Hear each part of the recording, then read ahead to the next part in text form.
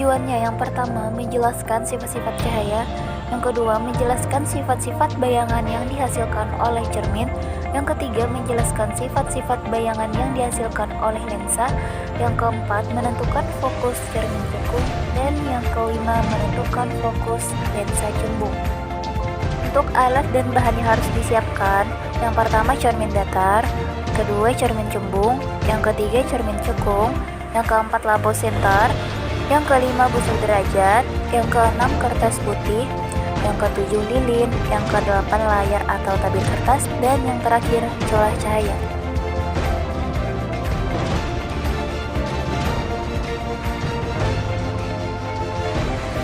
Untuk cara kerjanya, yang pertama susunlah lampu senter dan celah cahaya di depan cermin datar seperti gambar 7.1. 2. Nyalakanlah lampu senter dan amati dengan baik jalannya berkas cahaya pada saat sebelum dan sesudah mengenai cermin datar. 3. Gambarkanlah jalannya berkas sinar pada langkah 2 sehingga tampak sudut dan sudut pantulnya. 4. Ukurlah besar sudut datang atau I dan besar sudut pantul tersebut atau R. 5. Letakkan sebuah benda, dalam hal ini lilin, di depan cermin datar dan amati bayangannya selama benda itu Anda geser-geserkan di depan cermin datar. 6. Catatlah bagaimana sifat-sifat bayangan yang dibentuk oleh cermin datar tersebut. Jadi kesimpulannya, untuk percobaan pemantulan cahaya pada cermin datar merupakan cermin yang bentuk permukaannya datar. Cermin ini akan memantulkan berkas-berkas yang sejajar dengan cahaya yang datang. Sifat bayangan pada cermin datar adalah tegak, maya, atau semu, dan sama besar.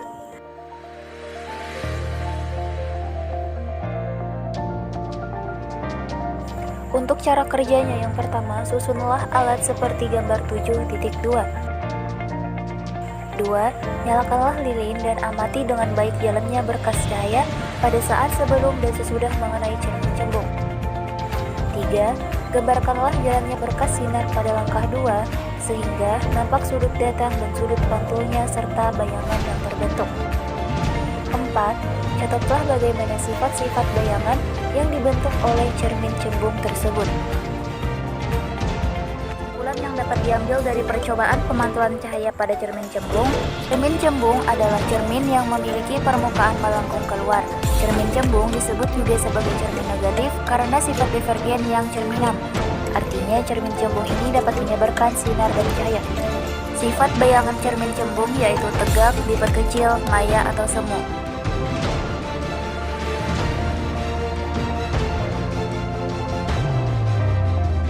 Untuk cara kerjanya, yang pertama susunlah alat seperti gambar 7.3. 2. Nyalakanlah lilin dan amati dengan baik jalannya berkas cahaya pada saat sebelum dan sesudah mengenai cermin cekung. 3. Gambarkanlah jalannya berkas sinar pada langkah 2 sehingga tampak sudut datang dan sudut pantulnya serta bayangan yang terbentuk. 4. Catatlah bagaimana sifat-sifat bayangan yang dibentuk oleh cermin cekung tersebut. 5. Aturlah jarak benda atau letak layar agar pada layar terbentuk bayangan yang jelas dan tajam. Selanjutnya, ukur jarak benda dan jarak bayangan. 6.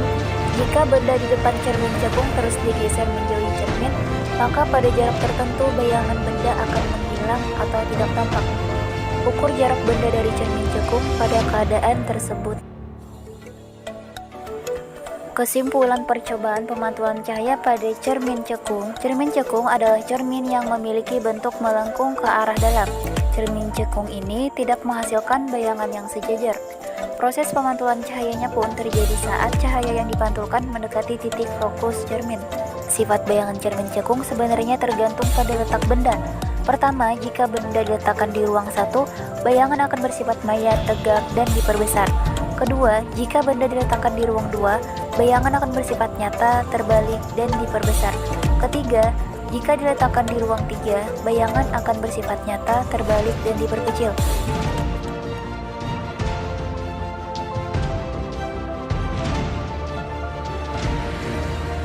Untuk alat dan bahan yang harus disiapkan, yang pertama lampu senter, yang kedua celah cahaya, yang ketiga gelas, yang keempat air, yang kelima kertas putih, yang keenam busur derajat, yang ketujuh lensa cembung, yang kedelapan lensa cekung, yang kesembilan layar atau tabir kertas, yang ke-10 lilin, dan yang terakhir penggaris panjang 100 cm.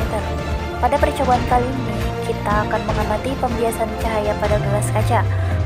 Untuk cara kerjanya, yang pertama, susunlah lampu senter, cahaya cahaya, dan gelas yang diisi oleh air.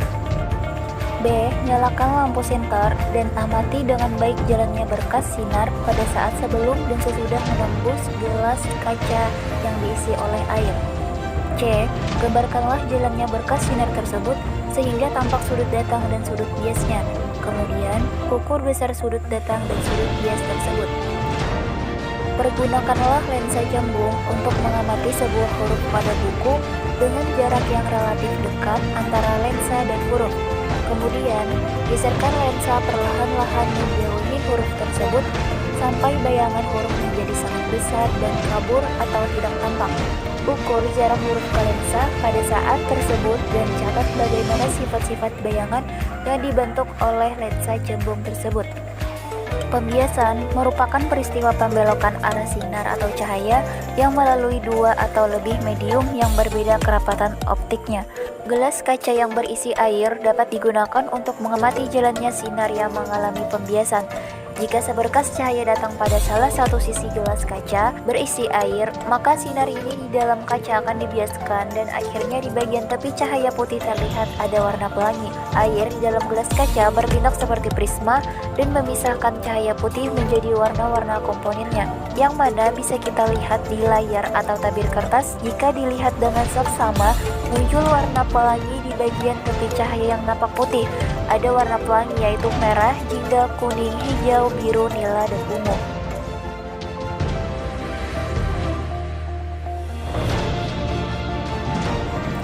Untuk cara kerjanya, yang pertama, susunlah lensa cembung, layar, lilin, dan penggaris panjang seperti gambar 7.5 berikut.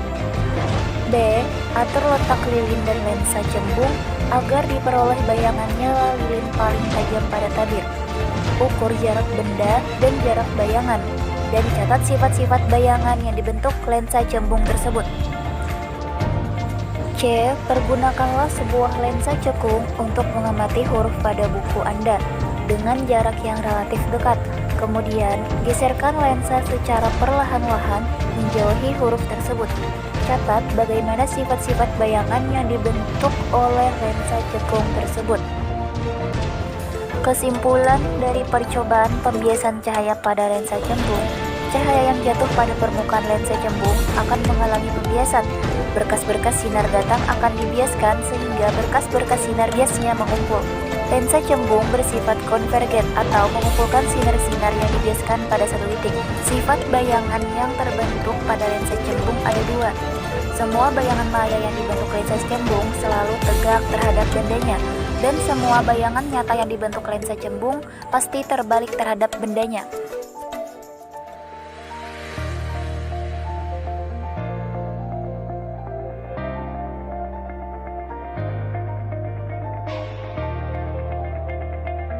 Untuk alat dan bahan yang harus disiapkan, yang pertama compact disc atau CD, yang kedua senter atau flash HP, yang ketiga mangkok, dan yang terakhir air.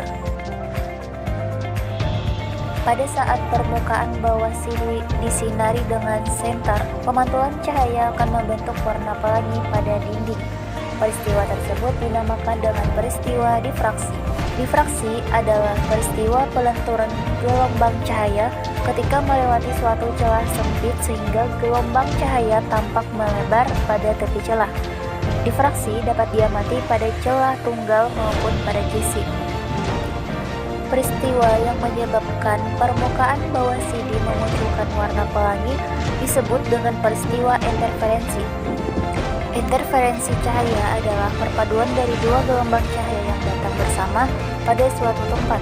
Jika kedua gelombang cahaya bersifat koheren atau frekuensi dan amplitudo sama serta beda fase tetap, maka akan menghasilkan pola yang teratur sebagai garis terang atau interferensi maksimum dan garis gelap atau interferensi minimum.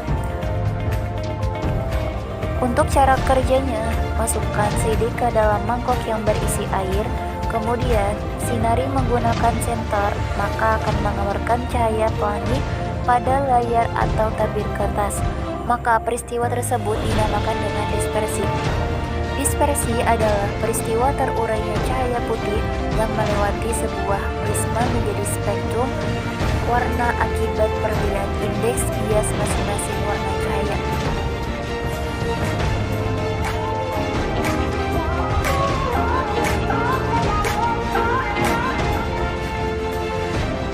Untuk tujuannya, yang pertama, menentukan jarak titik api atau F lensa cembung. 2. Menentukan kekuatan lensa cembung atau P. 3. Menentukan jarak titik atau F cermin cekung. Untuk alat dan bahan yang harus disiapkan, yang pertama lensa cembung, yang kedua cermin cekung, yang ketiga layar, yang keempat sumber cahaya bisa lilin atau lampu. Untuk cara kerjanya, yang pertama, susunlah lensa pada dudukannya dan letakkan di antara layar dan sumber cahaya seperti gambar 7.7. B. Nyalakanlah sumber cahaya, kemudian aturlah posisi benda dan lensa agar pada layar terbentuk bayangan yang paling tajam. C. Ukurlah jarak benda dan jarak bayangannya. D. Ulangi percobaan beberapa kali dengan kedudukan benda yang berbeda.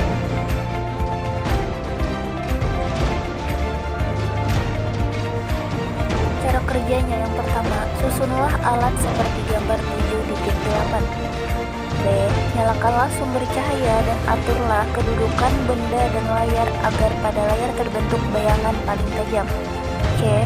Ukurlah jarak benda dan jarak bayangannya. D. Ulangi percobaan beberapa kali dengan kedudukan benda yang berbeda. Jadi kesimpulan yang dapat diambil dari percobaan lensa cembung dan cermin cekung yaitu kekuatan lensa cembung. Kekuatan lensa berbanding terbalik dengan jarak fokusnya. Jika jarak fokus lensa besar, maka kekuatan lensanya kecil. Sedangkan jika jarak fokusnya kecil, maka kekuatan lensanya besar. Cara menentukan jarak titik api atau F dapat ditentukan dari hubungan 1/F sama dengan 1/S ditambah 1/S aksen. Sedangkan keakuratan lensa atau P dinyatakan dengan P sama dengan 1/F. Lensa cembung merupakan lensa positif karena sifatnya memfokuskan cahaya yang datang padanya, sehingga sifat-sifat bayangan benda yang dibentuk oleh lensa cembung sama dengan cermin cekung. Berdasarkan praktikum yang sudah dilakukan, maka dapat dikatakan bahwa sifat bayangan yang dibentuk lensa cembung dan cermin cekung tergantung letak benda berada pada ruang.